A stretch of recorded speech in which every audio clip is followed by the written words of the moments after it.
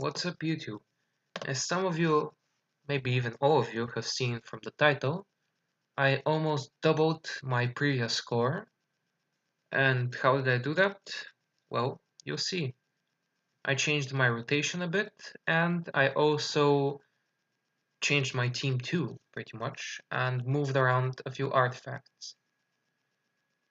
And let me show you what the changes are. So right now, my Soroma would die if I don't use a C1 first, so I'm going to use it now. I need the idle C1 so I can heal her and make sure she's not lower than Soroma. That way this attack will hit Soroma again. And I'm going to just do this so that I can move around more cards.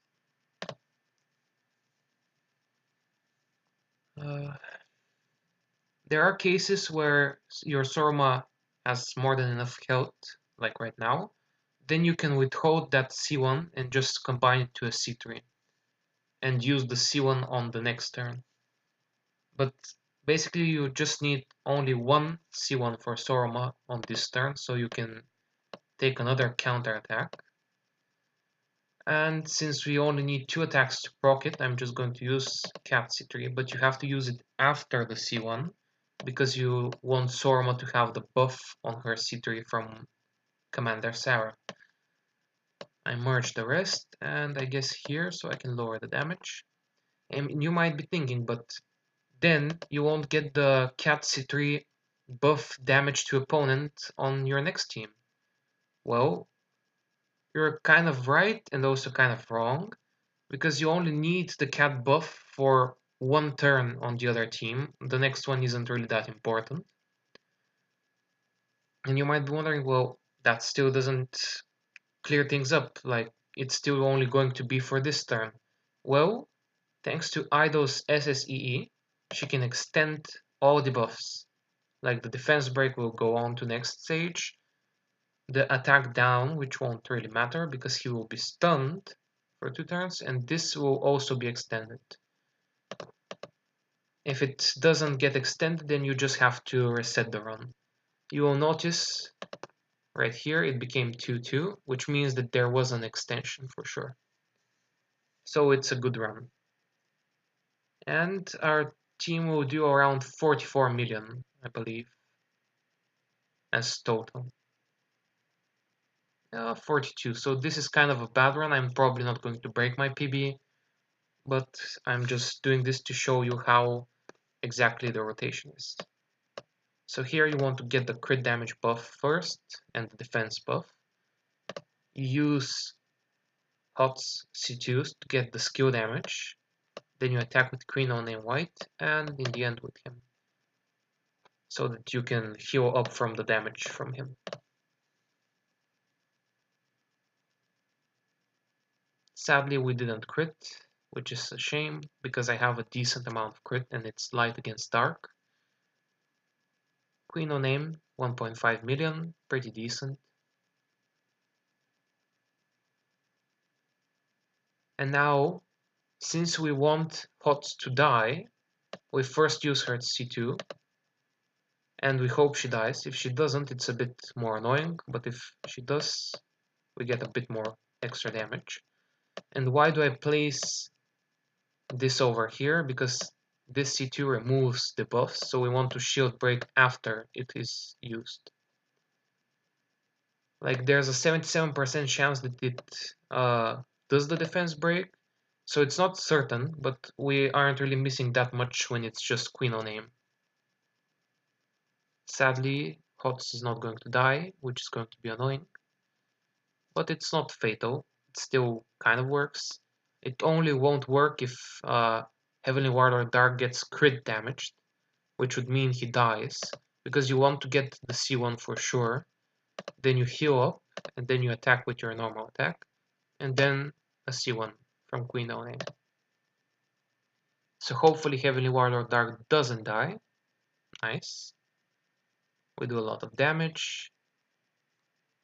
We do a lot of damage again.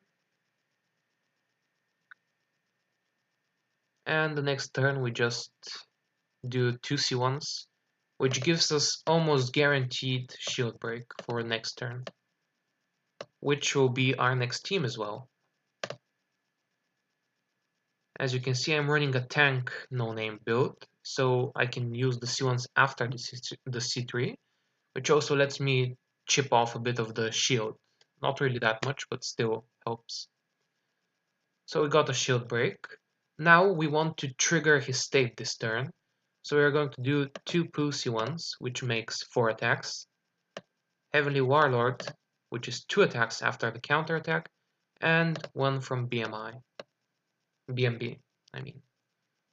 And don't forget to remark the boss again, because it unmarks it for some reason. And yeah, we're definitely not going to be breaking our PB. When I did the 125, I had 69 million damage before reaching Team 3. And yeah, this is normal. You get the BMB proc. Also, he goes into the state. So now you can deal a maximum damage. And you also apply wave, which is quite nice.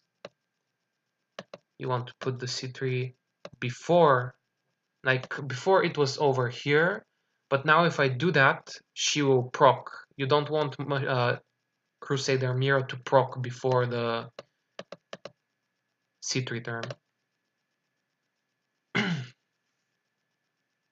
As you can see, quite a bit of damage from BMB. Quite a lot of damage from Crusader Mira as well. I get also counter attack. And now Poo and BMB will die. So I will have more cards and my BMB will also have a Poo buff, which is quite great. Sadly, our Crusader Mira procced, so it's even going to be a worse of a run. We have to do this right now. After that, it's this, and then this. But yeah, sadly, our Crusader Mira will die on the C3 turn. Normally, I deactivate the EX for this turn, because then I prepare more a C2, so I get a C3 and an EX. But since she is going to die when the boss C3s her, we should just use up her cards now.